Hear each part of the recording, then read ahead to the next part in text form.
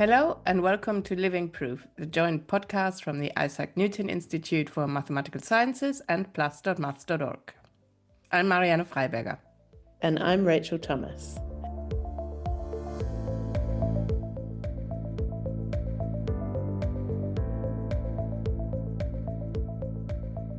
Marianne, do you remember back in the early 2000s, there was this incredible news about a proof of the Poincare conjecture? Yeah, I'm old enough to remember that, and that was arguably one of the biggest mathematical results since the proof of Fermat's last theorem. And we won't go into the details about this result in this podcast. We'll post some links to more information in the episode notes. But for a brief overview, essentially, Poincaré's conjecture from 1904 provides an exact way of describing a higher dimensional sphere. The proof, particular for three-dimensional spheres living in four-dimensional space, eluded mathematicians for nearly a century until the Russian mathematician Grigory Perelman posted his proof in a series of papers on a website called the ArXiv in 2002 and 2003. So the proof of the conjecture came as a huge surprise to the mathematics community when Perelman posted that paper. People had been trying to prove it and thinking they proved it for many years. And it was such a challenging problem that it was actually included as one of the Clay Millennium Problems. But what was also surprising was that Perelman posted his work to this website, arXiv.org. Now, arXiv is spelled A-R capital X-I-V, where the X stands for chi, the Greek letter. And as we'll hear in this podcast, arXiv is a really important part of the scientific and mathematical community. It's a place where you can post papers early before they've been submitted and peer-reviewed by a mathematical or scientific journal, which is the traditional way that research is verified through peer review by a journal. Instead, arXiv was the only place Perelman's proof has ever been published. He never submitted it to a journal. And in the press release from the Clay Institute, when it awarded Perelman a Millennium Prize for proving the Poincare conjecture, it said it was the first time that work on a problem of such importance was facilitated via a public website. That episode was just one of many high-profile examples of how important the arXiv is to scientific and mathematical research. It provides researchers with a way of immediately sharing their results, allowing others to keep up to date with the latest research, while these results then go on to be verified in the usual peer-reviewed way. In this podcast, we'll hear from Ramin Zabih, the executive director of arXiv and computer science professor at Cornell Tech. So, Mariam, we both got to meet Ramin when he was visiting the Isaac Newton Institute here in Cambridge as one of the participants for the AI for Maths and Open Science workshop in April this year. I thought it was so interesting to talk to him, and you went to his presentation at the workshop. arXiv is a really interesting place, partly the role it plays, but also it's kind of like a demonstration of the way science works and evolves. Yeah, that's right, because particularly in mathematics, perhaps, it can take an awfully long time to have a paper published in a traditional journal when it's been peer reviewed, which is obviously a really important process. But in the meantime, before a paper is finally published, it's useful for other people to be able to look at it, to spot mistakes, to ask questions. And often papers are revised many times just through interaction with others through the arXiv. I mean, as we'll hear in the podcast, I spoke to Ramin after he gave the talk at the workshop, and he sort of gave examples. In computer science, things move so quickly. There's so much discussion of the papers before they're presented at conferences or finally published in journals that often the paper that originally gets submitted, it's actually like the eighth version of it that is the one that people end up working from because it's had so much discussion and iteration within the community while it's on arXiv. So Raman told me about the role of arXiv in the research community. And also we were interested because of the workshop he was speaking at, the impact of artificial intelligence on arXiv, including some really fascinating possibilities for how the website itself could be the subject of research.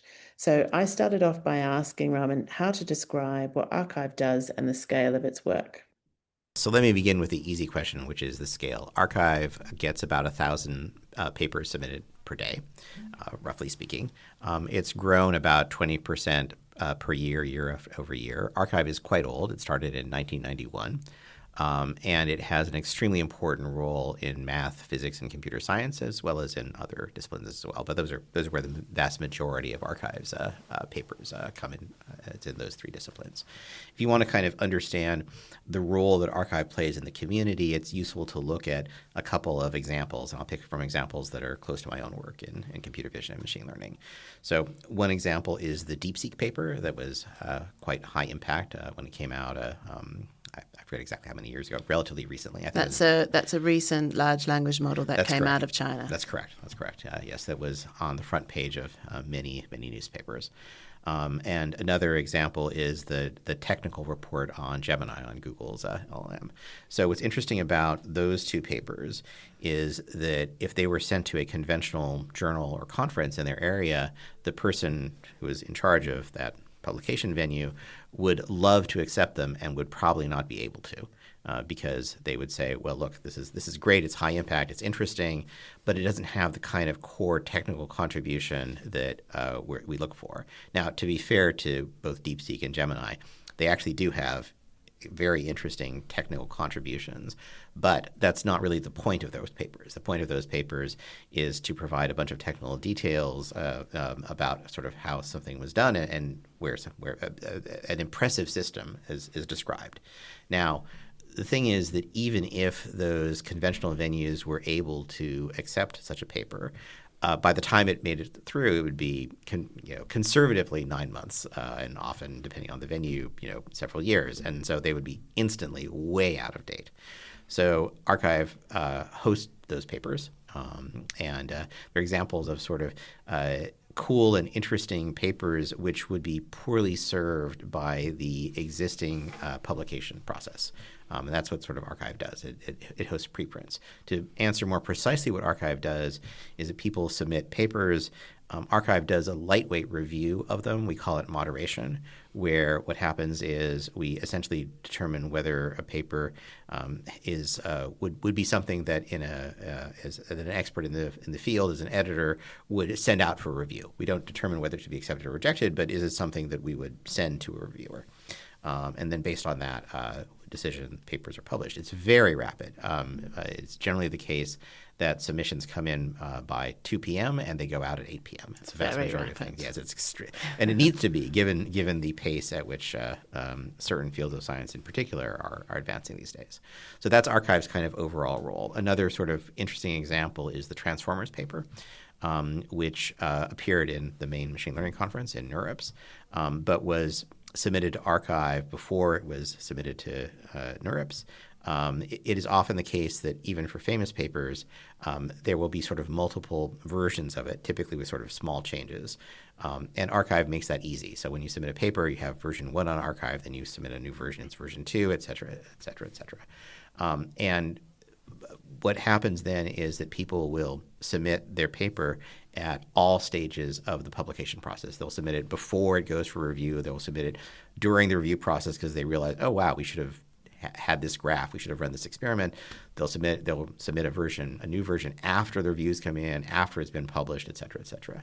And the consequences of this on areas of science which are rapidly changing is phenomenal. When you go to, for example, a conference in computer vision, where the final versions of the papers that in the meeting in June, the papers that are being presented were finalized in March. But people generally aren't talking about the March versions. If that's way out of date, they're talking about what happened in April and May, and for that matter, the week before in June. And of course, they know what happened because it happened on ArXiv.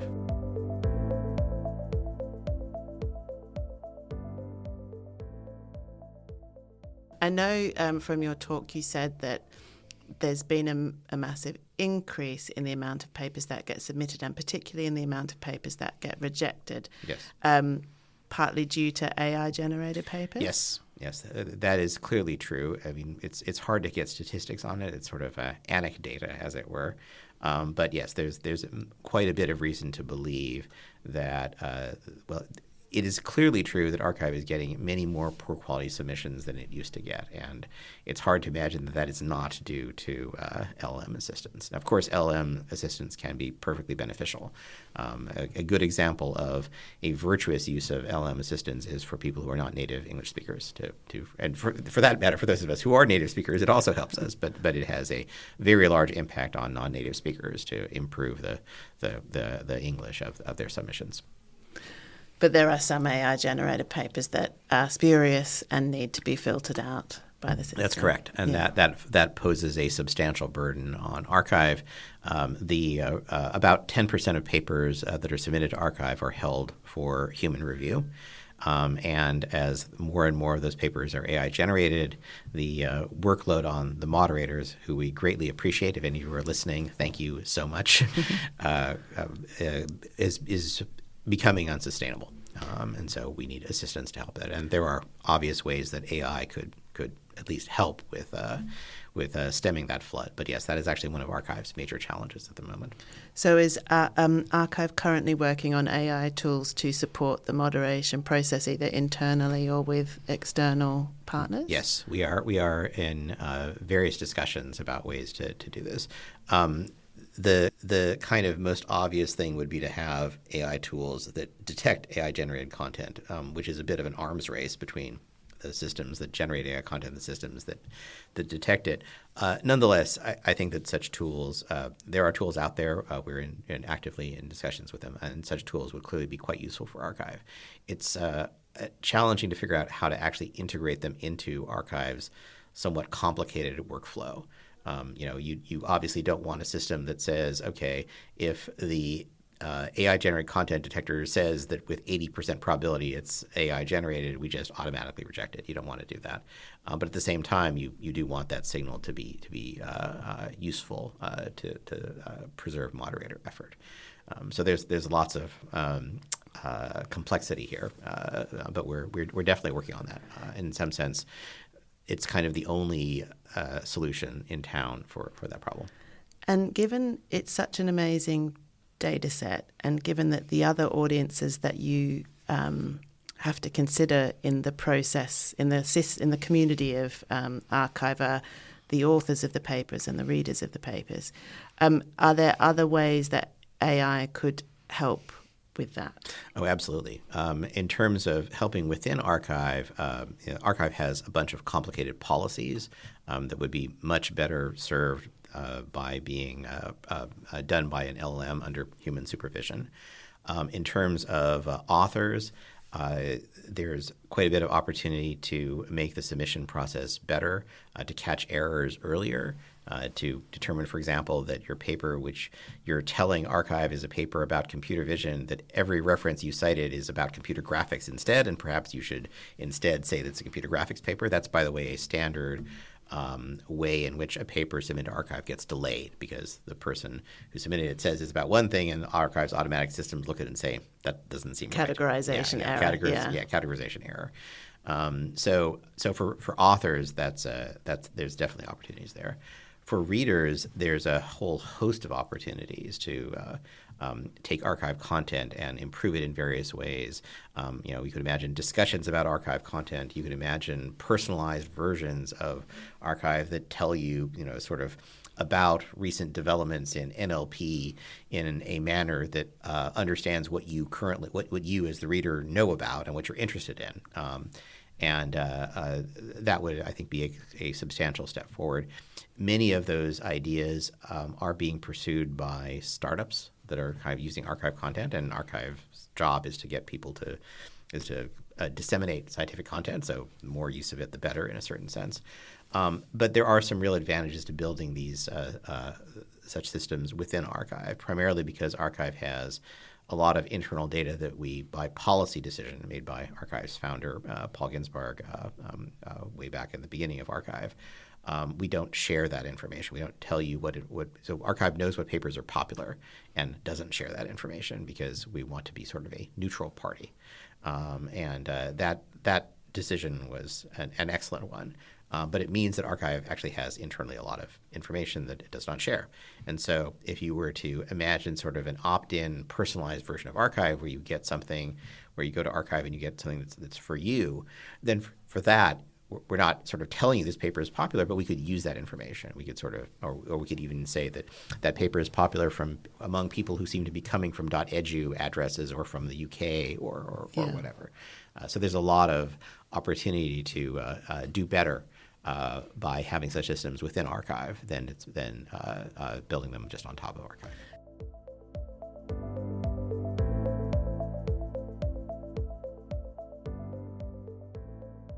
So one of the most amazing things that Ramin told me about is, so obviously AI generated content is a challenge for the archive, but also there's a role for AI in assisting moderators, authors, and readers. But also there's this amazing opportunity to look at ArXiv itself as this data set, as a resource for machine learning. And Raman was saying that for some researchers, they don't have access to large amounts of users in order to conduct empirical studies, say if they're developing a new type of recommendation algorithm. So one of the things that they're looking at doing is offering readers some extra cool features if they opt in to participating in this kind of research. There are areas of computer science that touch on machine learning which are extremely difficult, if not impossible, to do in academia. An example is people who are working on better search systems or better recommendation systems, things to recommend. I saw you looked at this paper. Maybe you should look at this other paper. For example, if you're a researcher, a computer scientist working in this area, you have an idea for a new algorithm, you can write a paper about it with some theorems, but ideally you want to try it and see if it works. And how do you try it? You might be able to get a few of your students to run on to try it, but you'll never be able to get statistical significance out of that small data set. Whereas ArXiv gets on the order of 500 million web hits per month. It has millions of users, millions of active users. And that's enough traffic that at least it's plausible you could actually get statistical significance. So ArXiv could well be such a resource. We were fortunate enough to get support from the National Science Foundation to look at exactly this issue.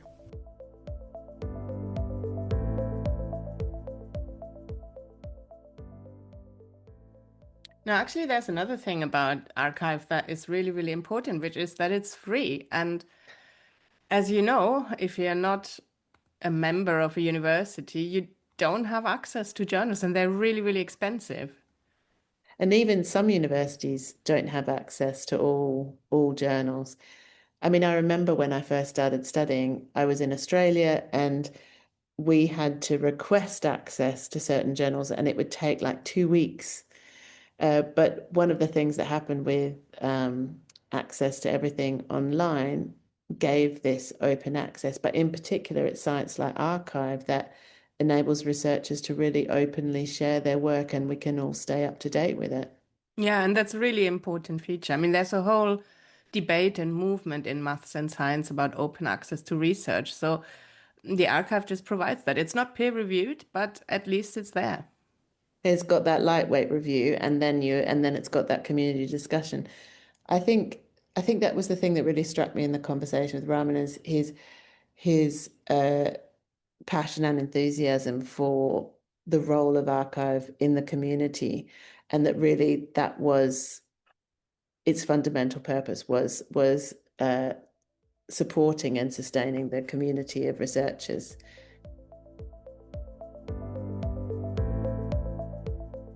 Given that how much the situation has changed in the last 4 years since the advent of wide use of large language models, generative AI, what are one or two key things that are most important to you and to the team at ArXiv to preserve?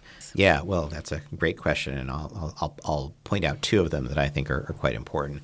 One is that ArXiv really is a community, and those of us who are running ArXiv, who are involved in running ArXiv, are stewards of a crucial resource for the community. And to a remarkable extent, ArXiv does what the community wants, if we possibly can. So, when someone from the math community comes to me and says, could ArXiv do the following thing? The answer is, well, look, if the math community, as opposed to one mathematician, actually really want ArXiv to do this, and it's within our capabilities, we would certainly try to do it. We are responsive to the community. We are a community. And ArXiv is run by scientists for scientists. That's a great ArXiv slogan, again, attributed to ArXiv's founder, Paul Ginsberg. But that aspect, that community focus of ArXiv, I think is absolutely crucial and really, needs to persist. And then the other thing, somewhat related to the two papers, the DeepSeek and the Gemini Tech Report paper I talked about, is that ArXiv is and hopefully will continue to be a home for papers that are poorly served by the current publication process, but that nonetheless have value. And the fact that those papers found a good home on ArXiv, I think is actually an enormously valuable contribution, and one that I hope will continue into the future. Thank you very much, Ramin. Thank you for having me.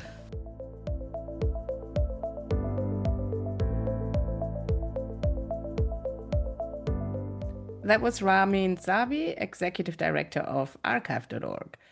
Thanks to him for talking to us while he was visiting the Isaac Newton Institute to speak at their AI for Maths and Open Science workshop.